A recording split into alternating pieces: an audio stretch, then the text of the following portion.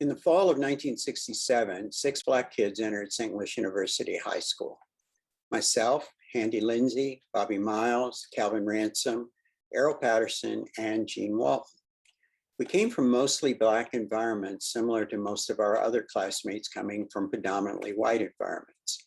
Such were the times in St. Louis.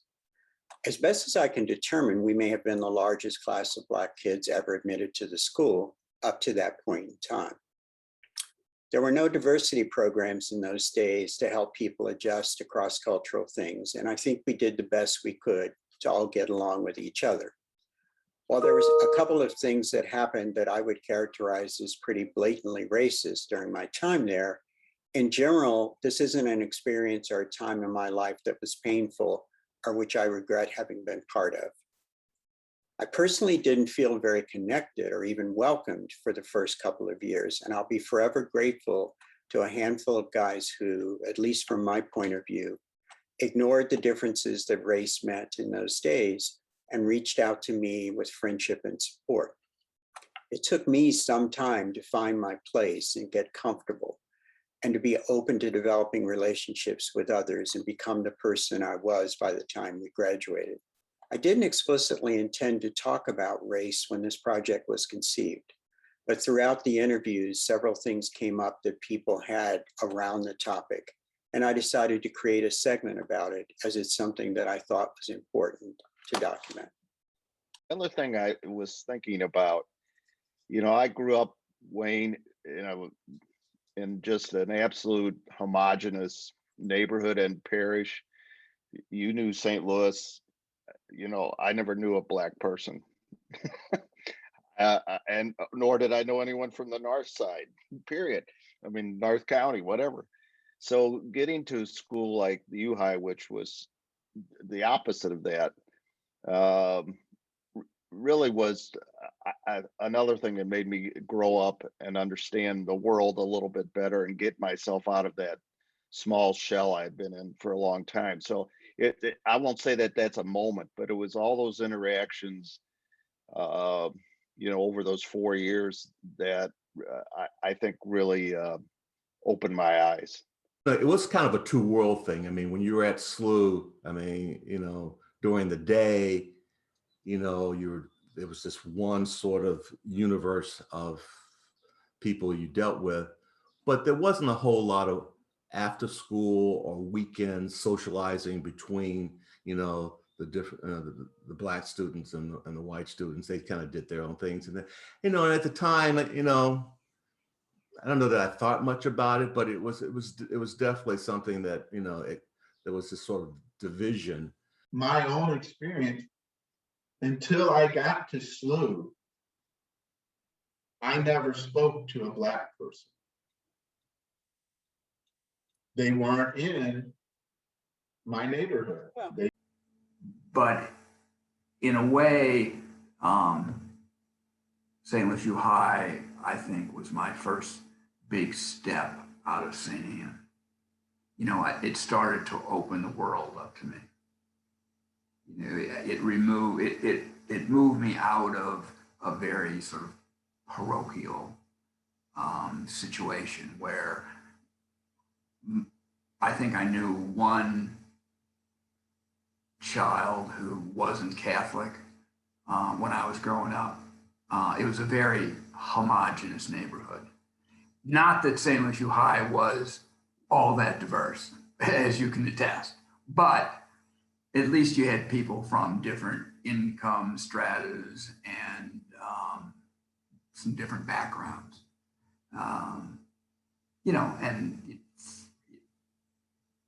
That my experience there actually then opened the world up to me even further, because from SLU I was able to go into Cornell, and that really opened the world up. And about the experience that even I wasn't privy to, that even my parents and grandparents dealt with in the stands when they came to games. So that they didn't share with me necessarily at the time, that I learned about subsequently.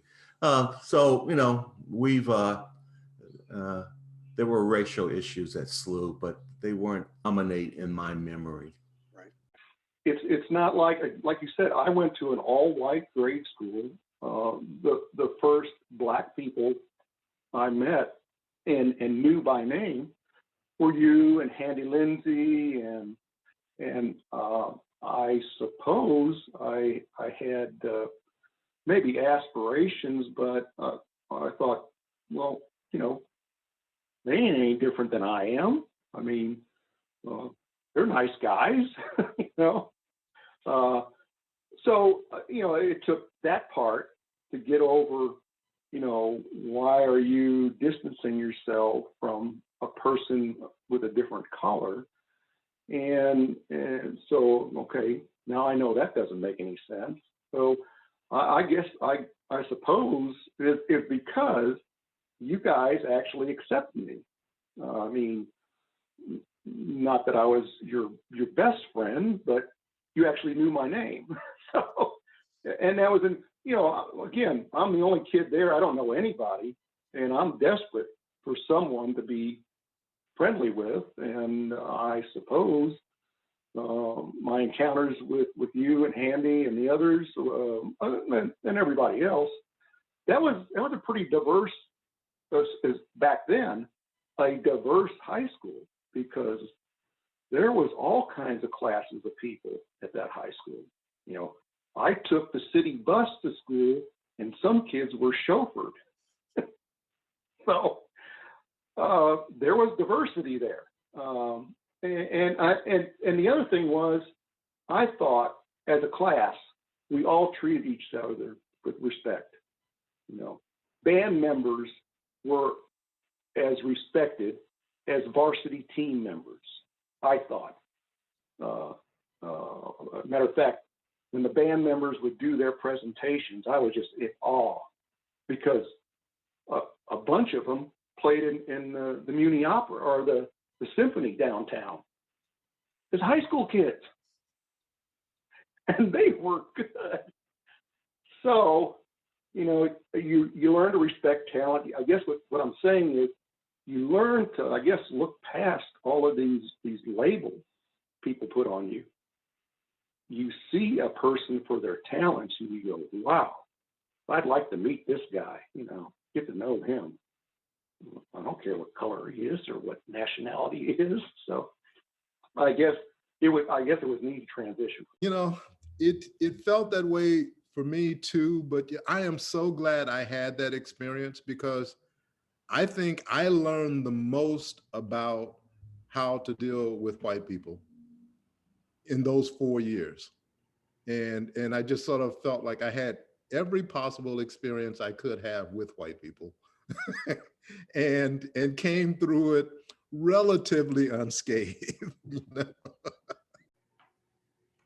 Well, you know, it was, I guess another thing that I am thankful about in having attended there and had the opportunity to do is that to be a part of an organization where there is so much camaraderie, where there is such a common spirit that is embraced by all. And, you know, and even though it was hard being, you know, one of 6 Black kids in a class of, you know, over 200 students, it was still on whole, even with the few instances of overt or covert racism or discrimination that I experienced, overall, it was still a very, very positive experience. And to this day, I carry so much pride in being associated with that institution, you know? I think it was sophomore year. Our sophomore year would have been, the spring of our sophomore year would have been the spring of '69, right? Would that have been the year that Martin Luther King was assassinated? Spring of '68, I guess that 68, 69. It must have been freshman year. We were playing Soldan at Soldan the day that Martin Luther King was assassinated. And I remember I remember that very, very well. I remember trying to, you know, talk to the match was called off in the middle of it when the news broke. People just stopped and said, let's not continue this. And I remember trying to speak to our opponents about it. And you know, I was just a freshman, so others were taking the lead. But it was it was both a very positive experience, but also one that made me realize just how different worlds people could come from.